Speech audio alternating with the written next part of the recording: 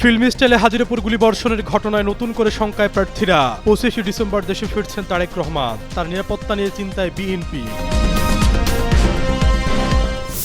শুধু ওসমান হাদি নয়, পরবর্তী কিলিং টার্গেটে আছে হাসনাত সোহাদের নাম, দাবি যুক্তরাজ্য প্রবাসী আইনজীবীর। এমন তথ্য পায়নি বলে দাবি আইজিপি। জামায়াত বিএনপি এনসিপিকে নিয়ে রুদ্ধতার বৈঠকে প্রধান উপদেষ্টা ডক্টর মোহাম্মদ ইউনূস, আওয়ামী লীগকে ঠেকাতে একট্টা দলগুলো। ওসমান হাদির শারীরিক অবস্থা আশঙ্কাজনক, খুলে রাখা হয়েছে মাথার খুলির একাংশ, দেয়া হচ্ছে কৃত্রিমভাবে শ্বাস প্রশ্বাস, দেশবাসীর কাছে দোয়া প্রার্থনা। ঢাকা ৮ আসনের স্বতন্ত্র প্রার্থী হাদিকে হত্যার মিশনে ব্যবহার করা হয় 7.65 ক্যালিবারের বুলেট। খোসা বিশ্লেষণের পর জানায় গোয়েন্দা সূত্র, আনুষ্ঠানিকভাবে মুখ খোলেনি সিআইডি। হাতের ঘড়ি, চশমা এবং কপালের গঠন দেখে শুটারকে শনাক্ত, সন্দেহভাজন ছাত্রলীগের ফয়সাল, ধরিয়ে দিতে পারলেই 50 লাখ টাকা পুরস্কার ঘোষণা। দীর্ঘ প্রায় 18 বছর পর আগামী 25 ডিসেম্বর দেশে ফিরবেন বিএনপির ভারপ্রাপ্ত চেয়ারম্যান তারেক রহমান। ঠিক এই ঘোষণার কয়েক ঘন্টা আগেই রাজধানীর বিজয়নগরে এক সংসদ সদস্য প্রার্থী শিকার হয়েছেন মর্মান্তিক নারকীয় ঘটনার। এমন বাস্তবতা দেশের রাজনীতিতে নতুন করে তৈরি করছে নিরাপত্তা উদ্বেগ। ইনকলাব মঞ্চের আহ্বায়ক শরীফ ওসমান হাদির উপর এই প্রাণঘাতী হামলায় নির্বাচনী পরিবেশ ও রাজনৈতিক স্থিতিশীলতা নিয়ে প্রশ্ন তুলছে বিভিন্ন মহল। ফলে এই পরিস্থিতিতে তারেক রহমানের দেশে আসা নিয়ে নিরাপত্তা ইস্যুটি বেশ গুরুত্ব পাচ্ছে।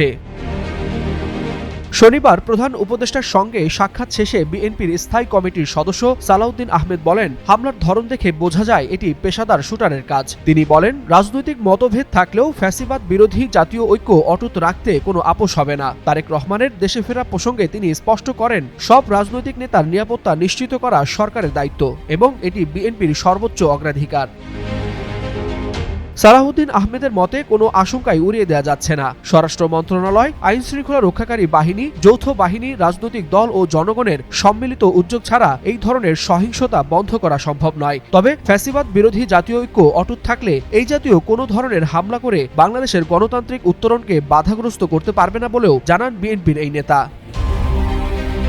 এর আগে শুক্রবার দুপুরে রাজধানীর বিজয়নগরে রিকশা করে যাওয়ার সময় খুব কাছ থেকে গুলি করা হয় ওসমান হাদিকে। মোটরসাইকেলে আসা দুই দুর্বৃত্ত হামলা চালিয়ে দ্রুত পালিয়ে যায়। ঘটনার পরপরই তাকে গুরুতর অবস্থায় ঢাকা মেডিকেল কলেজ হাসপাতালে নেওয়া হয়, পরে স্থানান্তর করা হয় এভারকেয়ার হাসপাতালে। এই হামলাকে বিচ্ছিন্ন কোনো ঘটনা হিসেবে দেখছে না বাংলাদেশ জাতীয়তাবাদী দল বিএনপি। দলটির ভাষ্য, নির্বাচনের তফসিল ঘোষণার পরদিনই এমন হামলা গভীর উদ্বেগের ইঙ্গিত দিচ্ছে। ওসমান হাদির চিকিৎসকরা জানিয়েছেন, তার মস্তিষ্কে ম্যাসিভ ব্রেইন ইনজুরি হয়েছে। আগামী 72 ঘন্টা তার জন্য সবচেয়ে ঝুঁকিপূর্ণ সময়। বর্তমানে তাকে কৃত্রিম শ্বাস প্রশ্বাসে রাখা হয়েছে। চিকিৎসকরা বলছেন, এই মুহূর্তে আসার কোনো নিশ্চয়তা দেওয়া সম্ভব নয়। একদিকে তারেক রহমানের দেশে ফেরা, অন্যদিকে রাজনৈতিক সহিংসতার এই রক্তাক্ত বাস্তবতা, সব মিলিয়ে সামনে নির্বাচন ও রাজনৈতিক নিরাপত্তা নিয়ে নতুন করে উদ্বেগের ছায়া পড়েছে দেশের রাজনীতিতে। ওয়ালিউল হাসানাত, যুগান্তর নিউজ। শুক্রবার সন্ত্রাসের গুলিতে গুরুতর আহত হয়েছেন ইনকিলাব মঞ্চের মুখপাত্র ও ঢাকা ৭ আসনের সম্ভাব্য স্বতন্ত্র প্রার্থী শরীফ ওসমান বিন হাদি। সংকটাপন্ন অবস্থায় বর্তমানে এভারকেয়ার হাসপাতালে চিকিৎসাধীন আছেন তিনি। শীর্ষস্থানীয় কয়েকজন জুলাই যোদ্ধার ওপর হত্যার উদ্দেশ্যে হামলা হতে পারে এমন স্পর্শকাতর গুরুত্বপূর্ণ তথ্য সরকারকে আগেই জানানো হয়েছিল। সেপ্টেম্বরে যুক্তরাজ্য প্রবাসী এক আইনজীবীর সূত্রে প্রাপ্ত এই সংক্রান্ত তথ্য যথাসময়ে সরকারের গোয়েন্দা সংস্থা সহ উচ্চ পর্যায়ের কাছেও পৌঁছে দেওয়া হয়। এমনকি খোদ ওসমান হাদি সহ ৩ জুলাই যোদ্ধা নিজেরাই হুমকির বিষয়টি সরকারের দায়িত্বশীলদের নজরে আনেন, কিন্তু কোনো ব্যবস্থা নেওয়া হয়নি এমন অভিযোগ সংশ্লিষ্টদের। সূত্র জানায়, হত্যার হুমকির বিষয়টি নিয়ে ওই আইনজীবী সরকারের সংশ্লিষ্টদের কাছে তার কাছে আসা বিশ্বাসযোগ্য তথ্যপত্র তুলে ধরেন। এ সময় তিনি তথ্য প্রাপ্তির সুনির্দিষ্ট সূত্রেরও উল্লেখ করেন। বিষয়টি ব্যাখ্যা করে তিনি বলেন, পেশাগত কাজে বিশ্বের কয়েকটি দেশের গুরুত্বপূর্ণ সিকিউরিটি এজেন্সির সঙ্গে যুক্ত থাকায় তার হাতে স্পর্শকাতর এসব তথ্য এসেছে। দ্রুত সময়ের মধ্যে এ বিষয়ে প্রয়োজনীয় ব্যবস্থা নেওয়া না হলে বিপদ আসন্ন বলে সতর্ক করেন তিনি। টার্গেট কিলিংয়ে ওই তালিকায় হাদি ছাড়াও জাতীয় নাগরিক পার্টির দক্ষিণাঞ্চলের মুখ্য সংগঠক হাসনাত আব্দুল্লাহ ও আমার বাংলাদেশ পার্টির সাধারণ সম্পাদক ব্যারিস্টার আসাদুজ্জামান ফুয়াদ সহ আরও কয়েকজন জুলাই সংগঠকের উপর হামলার সুনির্দিষ্ট তথ্য পাওয়া যায়। এ প্রসঙ্গে জানতে চাইলে ব্যারিস্টার ফুয়াদ শুক্রবার যুগান্তরকে বলেন, অত্যন্ত নির্ভরযোগ্য সূত্রে এমন হামলার তথ্য পেয়ে সরকারকে জানানো হয়েছিল, কিন্তু কোনো পদক্ষেপ নেওয়া হয়নি। এছাড়া এসব ক্ষেত্রে ব্যক্তিগতভাবে নিরাপত্তা বাড়িয়েও তেমন কোনো ফল আসে না, কারণ বিদ্যমান বাস্তবতায় পুলিশি নিরাপত্তা নিয়ে তৃণমূল পর্যায়ে রাজনীতি করাও সম্ভব নয়। এসব উন্নত দেশগুলোতে চলে। হামলার বিষয়ে সুনির্দিষ্ট আগাম তথ্য জানানো যুক্তরাজ্য প্রবাসী ওই আইনজীবী বর্তমানে ঢাকায় অবস্থান করছেন। শুক্রবার হাদির ওপর হামলার ঘটনার পর প্রতিবেদকের সঙ্গে তার কথা হয়। এ প্রসঙ্গে তিনি যুগান্তরকে বলেন, দেশে এসেই হাসনাত আব্দুল্লাহ সহ ব্যারিস্টার ফুয়াদ এবং ওসমান হাদির সঙ্গে সরাসরি কথা বলেন তিনি। করণীয় নির্ধারণে তাদের সঙ্গে একাধিক বৈঠকও করেছেন। গুরুত্ব বিবেচনায় বিষয়টি বিভিন্ন গোয়েন্দা সংস্থাকেও জানানো হয়েছিল, কিন্তু শেষ পর্যন্ত হাদির উপর হামলা কোনোভাবেই ঠেকানো গেল না। অন্যদের ক্ষেত্রেও জীবনের ঝুঁকি রয়েই গেছে। এদিকে এ বিষয়ে সরকারের বক্তব্য জানতে স্বরাষ্ট্র উপদেষ্টা অবসরপ্রাপ্ত লেফটেন্যান্ট জেনারেল জাহাঙ্গীর আলম চৌধুরীর সঙ্গে মুঠোফোনে যোগাযোগের চেষ্টা করা হয়, কিন্তু তাকে ফোনে পাওয়া যায়নি। রাত 12টায় আইজিপি বাহরুল আলম ফিরতি বার্তায় জানান, এরকম কোনো কিছু তারা পাননি। তামজিদ মির্জা, যুগান্তর নিউজ। জাতীয় নির্বাচনের তফসিল ঘোষণার একদিন পরেই এমপি প্রার্থী ওসমান হাদিকে খুব কাছ থেকে মাথায় গুলি করা হয়েছে। এই ঘটনায় রাজনৈতিক অঙ্গনে রীতিমতো নিরাপত্তার শঙ্কা তৈরি হয়েছে। এমপি প্রার্থীদের নিরাপত্তার বিষয়েও জানিয়েছে পুলিশের শীর্ষ কর্তারা। শুধু হাদি নয়, নির্বাচনের আগে টার্গেট কিলিংয়ের শিকার হতে পারেন আরও অনেকে, সেই শঙ্কাও সামনে আসছে। চলমান সংকট নিয়ে প্রধান উপদেষ্টা ডক্টর মোহাম্মদ ইউনূসের সঙ্গে বৈঠকে বসেছে বিএনপি, জামায়াতে ইসলামী ও জাতীয় নাগরিক পার্টি। বৈঠকে 3 দলের 2 জন করে প্রতিনিধি রয়েছে। শনিবার রাষ্ট্রীয় অতিথি ভবন যমুনায় এই বৈঠক চলে। বিএনপির প্রতিনিধি দলে রয়েছে দলটির স্থায়ী কমিটির সদস্য সালাউদ্দিন আহমেদ ও অবসরপ্রাপ্ত মেজর হাফিজউদ্দিন আহমেদ। জামায়াতে ইসলামীর প্রতিনিধি দলে রয়েছে সেক্রেটারি জেনারেল মিয়া গোলাম পরওয়ার ও সহকারী সেক্রেটারি জেনারেল এহসানুল মাহবুব জুবায়ের। এছাড়া এনসিপির প্রতিনিধি দলে রয়েছে দলটির আহ্বায়ক নাহিদ ইসলাম ও মুখ্য সংগঠক হাসনাত আব্দুল্লাহ। এই বৈঠক থেকে নিরাপত্তা ইস্যুতে গুরুত্বপূর্ণ সিদ্ধান্ত আসতে পারে।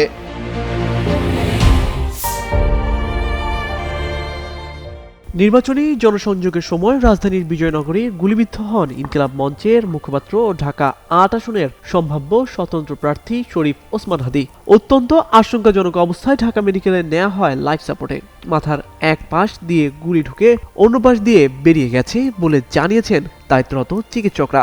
হাদির মাথার সিটি স্ক্যান করে গুলির একটু অংশ বা পিলেট দেখতে পেয়েছেন তারা, যদিও অপারেশন করে বের করা হয়েছে সেই অংশ। একই সাথে মস্তিষ্কের গুরুতর ইনজুরি ও বিপজ্জনক প্রেশার বৃদ্ধির কারণে খুলে রাখা হয়েছে তার মাথার খুলির একটি বড় অংশ। শুক্রবার রাতে ঢাকা মেডিকেল হাসপাতালে এমনটাই জানান স্বাস্থ্য অধিদপ্তরের মহাপরিচালক অধ্যাপক ডাক্তার আবু জাফর। জানান, হাদির অবস্থা আশঙ্কাজনক। ঢাকা মেডিকেলে অস্ত্রোপচার শেষে পরিবারের সিদ্ধান্তে এবার কেয়ার হাসপাতালে নেওয়া হয়েছে।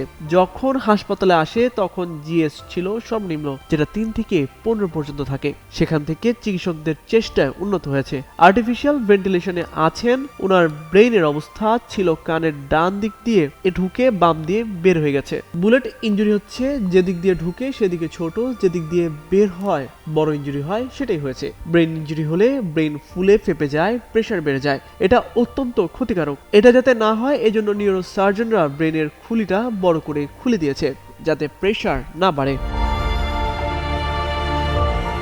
তিনি বলেন, নাক ও গলা দিয়ে কিছুটা রক্তক্ষরণ হচ্ছিল, সেটা নাক গলার চিকিৎসকরা ঠিক করে দিয়েছে। সরকারিভাবে সিদ্ধান্ত ছিল তাকে সম্মিলিত সামরিক হাসপাতালে নিয়ে যাওয়ার, কিন্তু পরিবারের সিদ্ধান্তে তাকে এভার কেয়ার হাসপাতালে নেওয়া হয়েছে। এর আগে শুক্রবার দুপুরে রাজধানীর পল্টনের বিজয়নগর এলাকায় গুলিবিদ্ধ হন শরীফ ওসমান হাদি। পরে তাকে ঢাকা মেডিকেল কলেজ হাসপাতালে নেওয়া হয়। হাসপাতালে সহকর্মী মিসবা জানান, জুম্মার নামাজের পরে নিজের নির্বাচনী প্রচারের জন্য বিভিন্ন মসজিদে যাওয়ার কথা ছিল ওসমান হাদির। দুপুরে বিজয়নগর কালভার্ট রোড দিয়ে রিকশা যোগে যাওয়ার সময় হেলমেট পরা 2 জন মোটরসাইকেলে এসে গুলি করে। তামজিদ মির্জা, যুগান্তর নিউজ।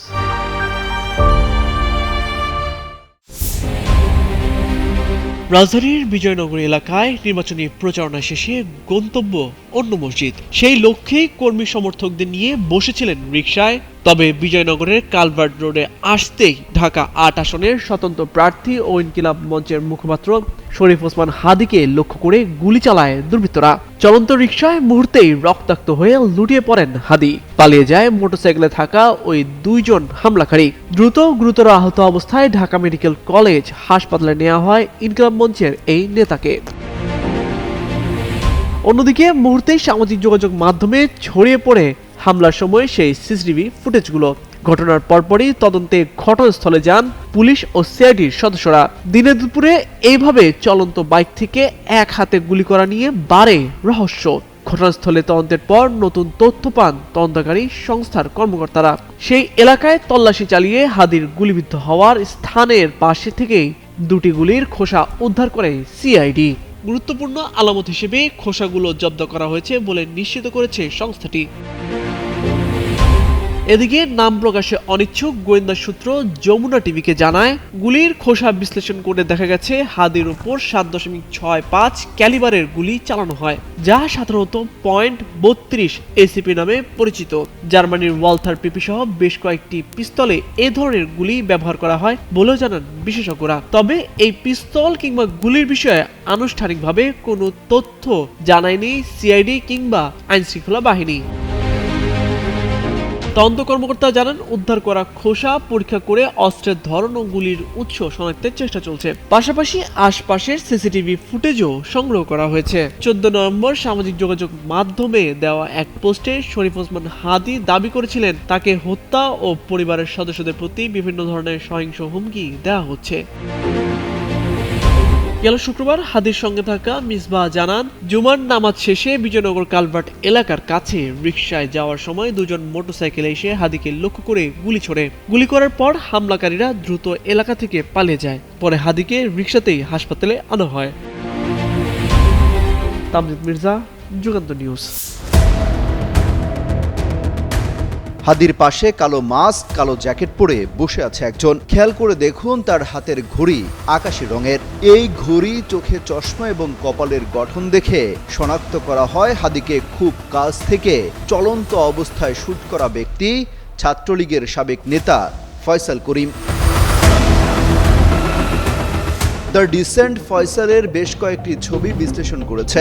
সেখানে বিভিন্ন সময় সন্দেহভাজন ফয়সালের হাতে ওই আকাশি রঙের ঘড়ি পরা অবস্থা দেখা যায়। ওই ঘড়ির সাথে হাদীর পাশে বসা যুবকের ঘড়ির হুবহু মিল। তবে আগের ছবিগুলোতে ফয়সালের চুল বেশ লম্বা, কিন্তু এই ছবিতে ছোট করে কাটা। অনেকে বলছেন 5 আগস্টের পর বিভিন্নভাবে নিজের রূপ পরিবর্তনের চেষ্টা করে গেছেন। সবশেষ হাদীকে শুট করার আগে মাস্ক পরেই চলাফেরা করতেন। তথ্য বলছে 2024 সালের 8 নভেম্বর দুটি বিদেশি পিস্তল, দুটি ম্যাগাজিন, 5টি গুলি, 3টি মুঠোফোন সহ সন্দেহভাজন শুটার সাবেক ছাত্রলীগ নেতা গ্রেপ্তার হয়েছিল। সেই সময় তার বিরুদ্ধে অস্ত্র আইনে মামলা হয়। চলতি বছরের 16 ফেব্রুয়ারি 6 মাসের জন্য জামিন পান। এরপর নতুন করে আরও 1 বছরের জামিন মঞ্জুর করা হয়। সেখান থেকে বের হয়ে মূলত কিলিং মিশনে নামেন। এরই মধ্যে ডিএমপি হামলাকারীর দুটো ঝাপসা ছবি দিয়ে সন্ধান চেয়েছে ফেসবুকে। সেখানে অবশ্য কারো নাম উল্লেখ করা হয়নি। তবে যে ছবি দিয়েছে তা সাবেক ছাত্রলীগ নেতা ফয়সালের বলেই ধারণা করছেন অনেকে। এর আগে হাদীকে হামলাকারী ইনকিলাব কালচারের সেন্টারেও যায়। সেই ভিডিওর সাথে ডিএমপির দেয়া ছবির মিল রয়েছে। জানা গেছে এই ফয়সাল রাজধানীর আদাবর থানা ছাত্রলীগের নেতা ছিলেন। 5 আগস্টের আগের দিনও হাসিনা বিরোধী আন্দোলন দমনে নেতৃত্ব দিয়েছেন।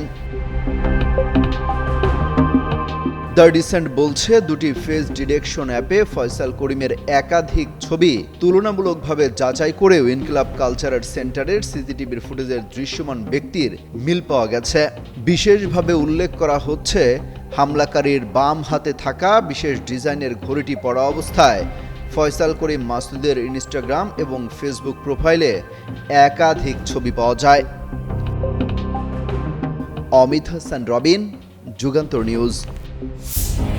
ইনকালাব মঞ্চের মুখপাত্র ও ঢাকা ৮ আসনের সম্ভাব্য স্বতন্ত্র প্রার্থী শরীফ ওসমান হাদির উপর হত্যাচেষ্টার ঘটনায় পরিস্থিতি এখনও সংকটাপন্ন।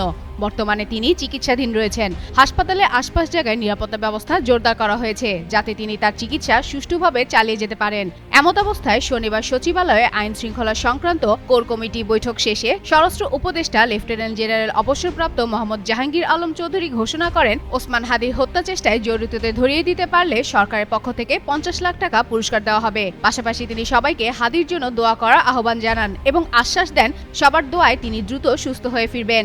স্বরাষ্ট্র উপদেষ্টা আরও বলেন, আসামিদের ধরার প্রক্রিয়া ইতিমধ্যেই চলমান রয়েছে। তিনি আশাবাদ ব্যক্ত করে বলেন, সবার সহযোগিতায় খুব তাড়াতাড়ি আসামিদের শনাক্ত এবং গ্রেপ্তার করা সম্ভব হবে।